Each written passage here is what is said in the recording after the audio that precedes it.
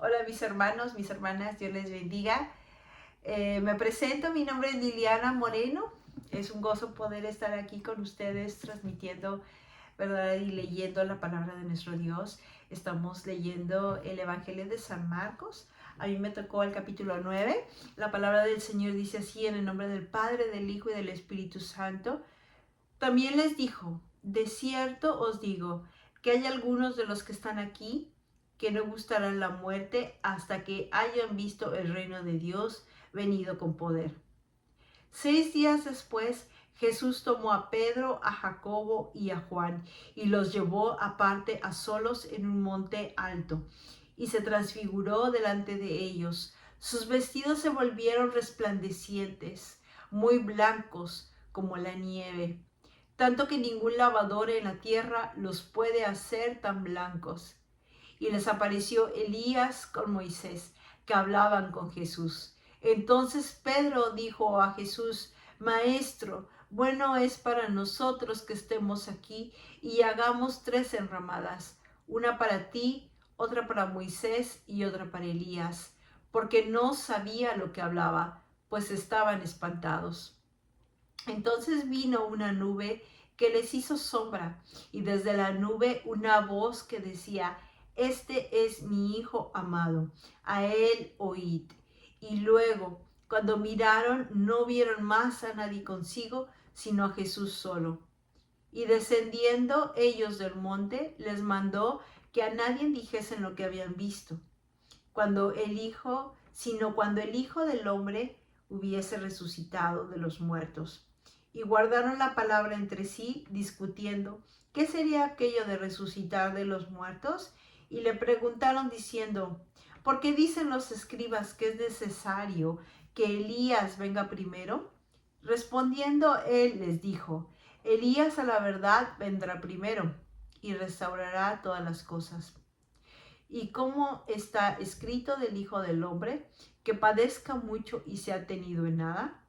Pero os digo que Elías ya vino y le hicieron todo lo que quisieron, como está escrito de él. En estos versículos, mis hermanos, ¿verdad? Podemos ver cómo nuestro Señor Jesús lleva a estos 3 de sus discípulos a un monte alto y les deja ver su gloria, su divinidad. Jesús era 100% hombre, pero 100% divino. Y este resplandor de su gloria, aquí nos habla de su gloria, que era tan grande, tan resplandeciente, que esta transformación, aún dice que sus vestidos estaban blancos, más blancos que la nieve. Y ellos pudieron ser testigos de esta gloria de Dios, de esta presencia de Dios, que cuando esta nube los cubrió, que significa y simboliza, ¿verdad?, la presencia de Dios, muchas veces en el Antiguo Testamento como esta Shekinah, y que ahora nosotros podemos disfrutar de esta presencia de Dios cuando hemos creído en Él, ¿verdad? Eso es algo tan hermoso que podemos disfrutar y que un día como ellos vamos a poderlo ver con nuestros ojos, ¿verdad? Que va a ser algo maravilloso, mis hermanos. Y de eso se trata nuestra fe, ¿verdad? De nuestro Señor Jesús como Hijo de Dios, nuestro Salvador. El capítulo 14 dice: cuando llegó a donde estaban los discípulos, vio una gran multitud alrededor de ellos y escribas que disputaban con ellos. Y enseguida toda la gente, viéndole, se asombró y corriendo a él, les saludaron. Él les preguntó: ¿qué disputáis con ellos?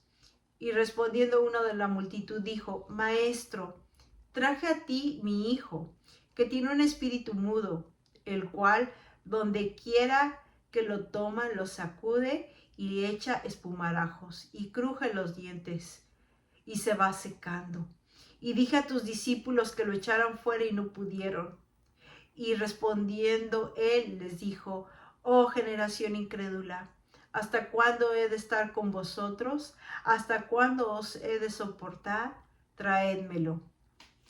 Y se lo trajeron. Y cuando el espíritu vio a Jesús, sacudió con violencia al muchacho, quien cayendo en tierra se revolcaba, y echando espumarajos, Jesús le preguntó al padre: ¿cuánto tiempo hace que le sucede esto? Y él dijo: desde niño. Muchas veces le echa en el fuego, en el agua, para matarle. Pero si puedes hacer algo, ten misericordia de nosotros y ayúdanos. Jesús le dijo: si puedes creer, al que cree, todo le es posible. E inmediatamente el padre del muchacho clamó y dijo: creo, ayuda en mi incredulidad. Y cuando Jesús vio que la multitud se agolpaba, reprendió al espíritu inmundo, diciéndole: espíritu inmundo y sordo, yo te mando, sal de él y no entres más en él. Entonces el espíritu, clamando y sacudiéndole con violencia, salió, y él quedó como muerto. De modo que muchos decían: está muerto. Pero Jesús, tomándole de la mano, le enderezó y se levantó.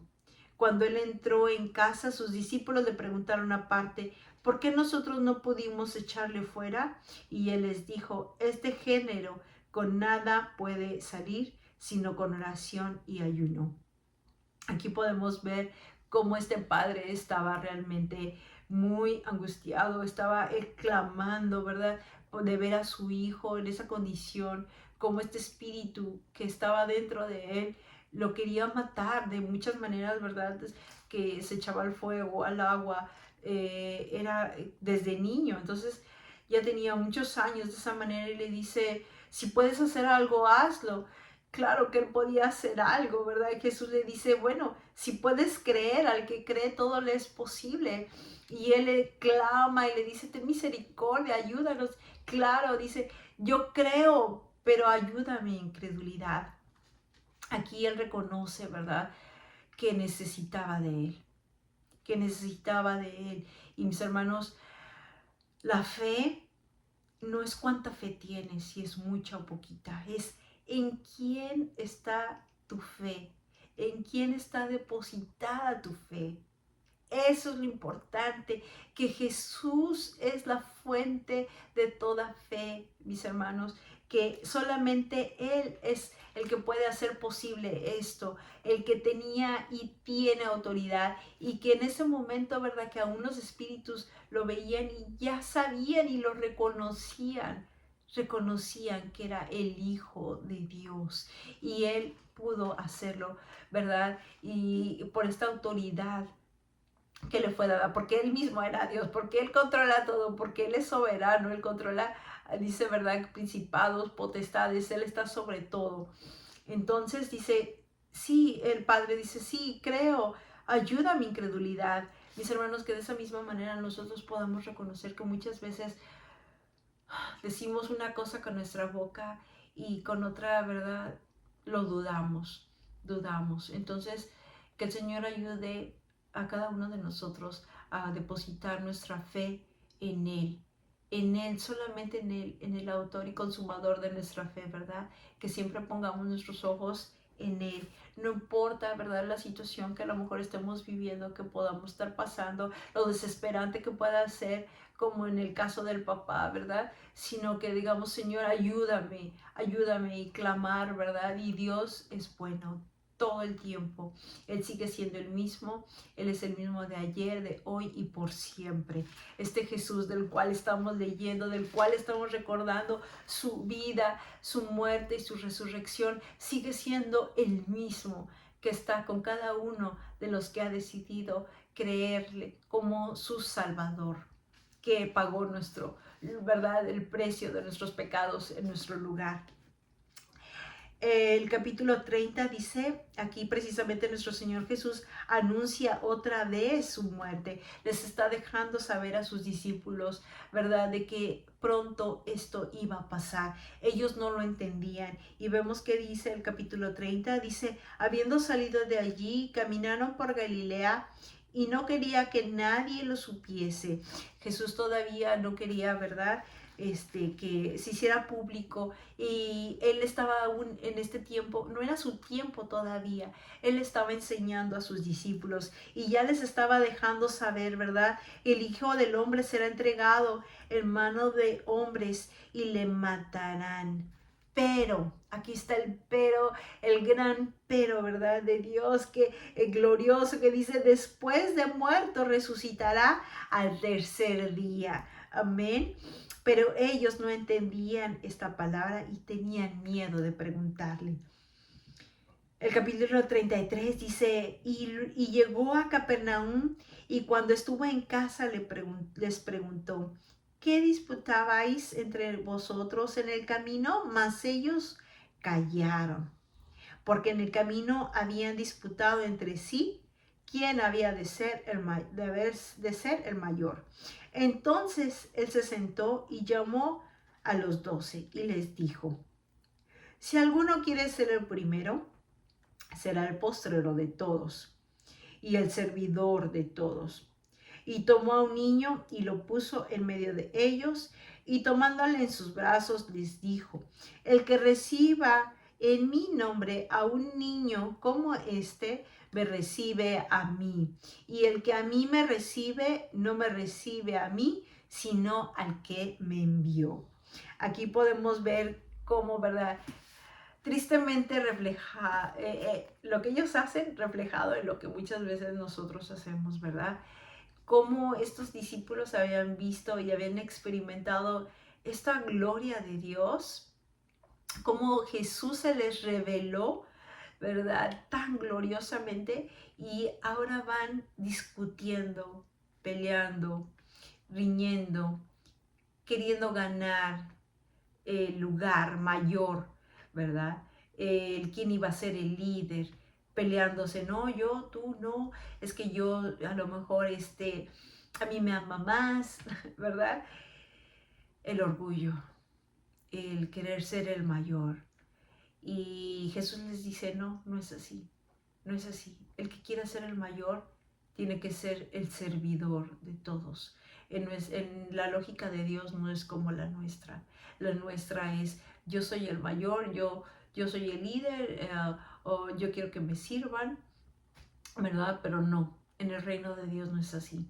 El reino de Dios siempre es la humildad, sobre todo, mis hermanos, y ese es el mayor de todos, el que sirve a los demás, el que le lava los pies a los demás, no en lo literal, sino en lo que ve por el beneficio de los demás antes que el mío, que muero a mí mismo para poder siempre, ¿verdad?, amar a mi prójimo y tenerlo como mayor estima, ¿verdad? Entonces, mis hermanos, vivamos en humildad y en servicio a los demás, porque hemos sido llamados a una vida de servicio. Y qué mayor ejemplo que nuestro Señor Jesús. Ok, continuamos en el versículo número 38. Juan le respondió diciendo, Maestro, hemos visto a uno en tu nombre que en tu nombre echaba fuera demonios, pero él no nos sigue y se lo prohibimos porque no nos seguía. Aquí vemos como Juan, ¿verdad? Dice, a lo mejor en ese celo, ¿verdad? Por el Señor, y ese celo decía, no está con nosotros, no nos está siguiendo, está echando demonios en tu nombre, pero no va con nosotros, no está con nosotros. Pero Jesús le dijo, no se lo prohibáis, porque ninguno hay que haga milagro en mi nombre que luego pueda decir mal de mí. Porque el que no es contra nosotros, o sea, el que no está contra nosotros, es de nosotros. Por nosotros es. Y cualquiera que os diere un vaso de agua en mi nombre, porque sois de Cristo, de cierto os digo, que no perderá su recompensa. El versículo 42. Cualquiera que haga tropezar a uno de estos pequeñitos que creen en mí, mejor les fuera si se les atase una piedra de molino al cuello y se arrojase en el mar. Si tu mano te fuese ocasión de caer, córtala. Mejor te es entrar en la vida manco que teniendo dos manos ir al infierno, al fuego que no puede ser apagado, donde el gusano de ellos no muere y el fuego nunca se apaga. Y si tu pie te fuese ocasión de caer, córtalo. Mejor te es entrar a la vida cojo que teniendo dos pies y ser echado en el infierno, al fuego que no puede ser apagado, donde el gusano de ellos no muere y el fuego nunca se apaga. Y si tu ojo te fuere ocasión de caer, sácalo. Mejor es entrar en el reino de los cielos con un ojo que teniendo los dos ojos ser echado al infierno, donde el gusano de ellos no muere y el fuego nunca se apaga. Porque todos porque todos serán salados con fuego y todo sacrificio será salado con sal. Buena es la sal, mas si la sal se hace insípida, ¿con qué la sazonaréis? Tened sal en vosotros mismos y tened paz los unos con los otros. Estas ocasiones de caer, cualquiera que haga tropezar a estos pequeños que creen en mí.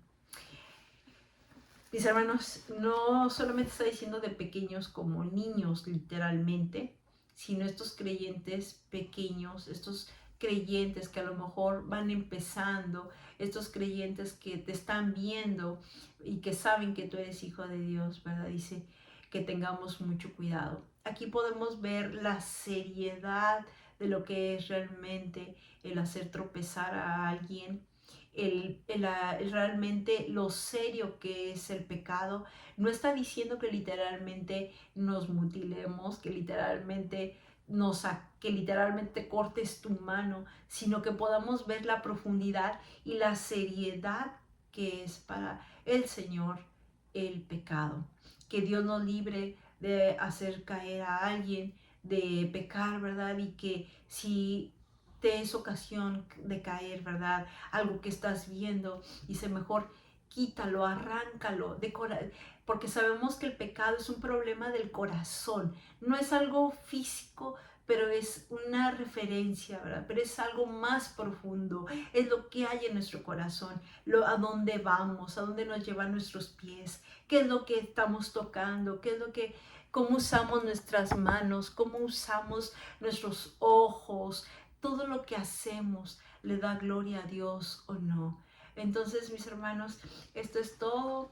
Que Dios les bendiga. Sabemos que todo, mis hermanos, y la idea principal que podemos ver aquí, ¿verdad? Es que Dios es bueno, que Él se ha revelado a nosotros, que tenemos esta gloriosa esperanza de que Jesús resucitó y es el fundamento de nuestra fe, a diferencia de cualquier otra religión que existe en este mundo, no se compara, ¿verdad?, a la gloriosa palabra que tenemos en nuestras manos y esa luz que ha llegado a nuestra vida, que ha abierto nuestros ojos y que podemos creer en este Jesús, Hijo de Dios, que murió por nuestros pecados para darnos salvación y vida eterna, porque como leíamos, existe un infierno, existe una vida después de esta, que esto no lo es todo lo que podemos ver con nuestros ojos naturales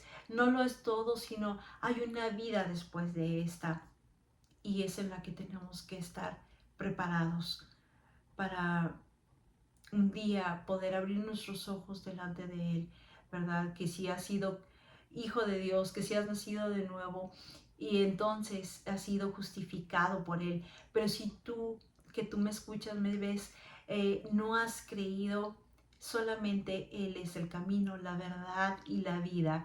Él es el que dio su vida para perdón de nuestros pecados y no padecer, ¿verdad?, una eternidad alejada de Él. Bueno, mis hermanos, que Dios les bendiga y nos estaremos escuchando, viendo, primero Dios aquí, también en tu radio Arcoíris de Amor y a través, ¿verdad?, de nuestras redes. Dios les bendiga. Bendiciones.